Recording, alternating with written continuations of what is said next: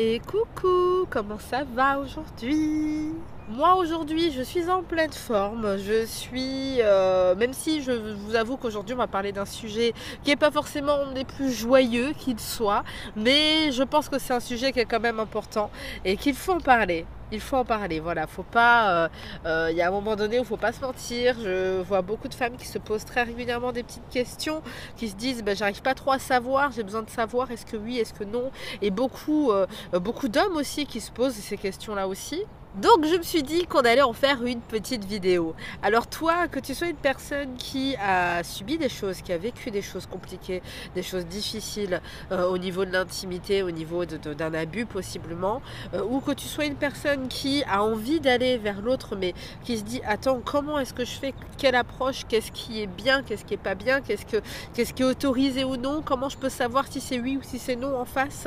Et bien justement cette vidéo elle est là pour tout le monde, elle est faite pour tout le monde, pour que certains comprennent quand on dit non, c'est non, et certains comprennent les nuances aussi, parce qu'il y a une histoire de nuances, et aussi pour que celles qui se posent des questions aient des réponses tout simplement à leurs questions. C'est parti.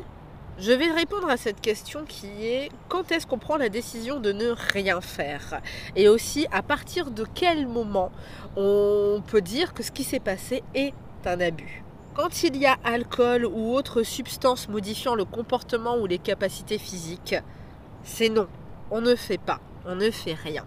Je ne parle pas uniquement de prendre un Doliprane ou des choses comme ça, je parle de juste dès l'instant où une personne, tu sens que ça ne va pas, tu sens qu'elle n'est pas tout à fait consciente de ce qu'elle est en train de faire, à ce moment-là, tu ne le fais pas tout simplement. Quand une personne est inconsciente, c'est non aussi. Et même si la personne était consciente lorsque vous avez commencé et que tu es en plein dans l'acte et que la personne perd connaissance pendant l'acte, tu continues pas, tu arrêtes. Parce que ça aussi, j'ai entendu beaucoup d'histoires comme ça, beaucoup de personnes qui me disaient bah ouais, mais du coup, il ou elle a continué quand même. Et voilà, j'avais perdu connaissance, la personne n'a rien fait apparemment. Non, non, non, je suis désolée, une personne perd connaissance même pendant l'acte, tu arrêtes. Si la personne a dit non, mais a l'air de dire oui, ça aussi, j'ai beaucoup entendu ça. Non, il n'y a pas de elle a l'air ou il a l'air de dire oui. C'est non. La personne a dit non, c'est non. C'est pas à toi d'interpréter ce que son corps dit ou ne dit pas. Non, c'est non. S'il y a un jeu de domination, il faut que la personne n'a pas donné son accord pour ça. C'est-à-dire que tu es là, tu es dans le délire et tu te dis, bon allez, hop, c'est parti, j'ai envie de faire un jeu de domination, la tenir, la forcer et tout, elle bouge pas. Non, la personne, si elle t'a pas donné son accord pour ce type de jeu-là, tu ne te lances pas dans ce type de jeu-là avec elle. Parce que là, si la personne est en train de te dire non et que tu dis oui, mais je le fais parce que je sais que tu aimes ça quand même, non, non. C'est pareil, c'est un non. Ensuite, s'il y a changement d'avis, c'est-à-dire que si elle a dit oui et qu'ensuite, finalement, au moment venu, elle dit non, elle a le droit de changer d'avis. Donc là, c'est un non aussi. Si quelqu'un t'a dit qu'elle a dit oui, mais que la personne ne t'a pas dit oui, si quelqu'un te dit oui, mais en fait, si elle veut, elle m'a dit qu'elle voulait, donc vas-y, vas-y. Non, n'écoute pas ce que les autres te disent.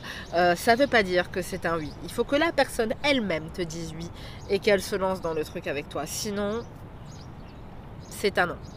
S'il y a chantage, manipulation, abus de pouvoir, abus d'autorité, abus de confiance, par la menace, par la contrainte, dès l'instant où tu as contraint quelqu'un à le faire, que la personne se sent forcée de le faire parce qu'elle a peur de toi d'une manière ou d'une autre, parce qu'elle a peur de quelque chose ou parce que tu abuses de ton pouvoir, c'est un abus.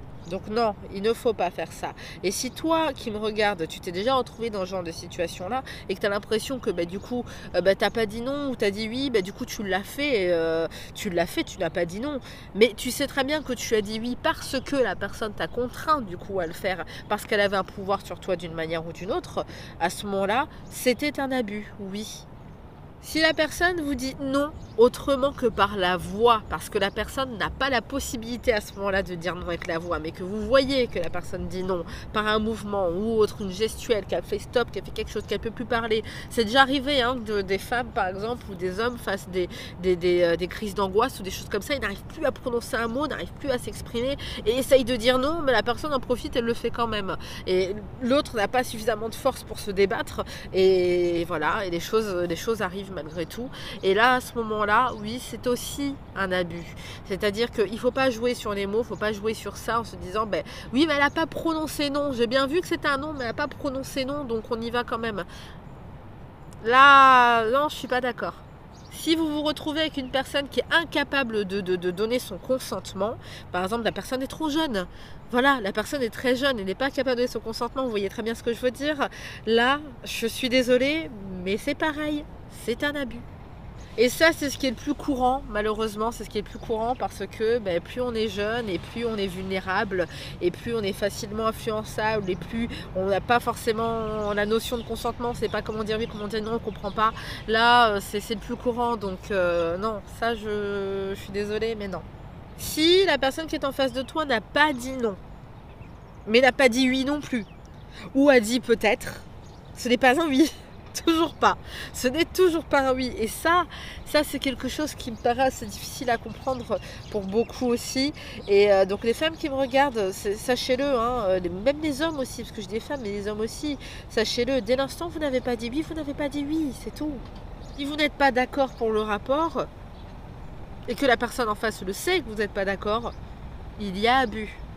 Même si vous êtes en couple, marié, pacsé, ce que vous voulez, vous n'avez aucun droit sur le corps de l'autre. Vous pouvez être ce que vous voulez, ça ne signifie pas que vous devez forcer votre partenaire à le faire parce que c'est un dû. Non, non, non et non.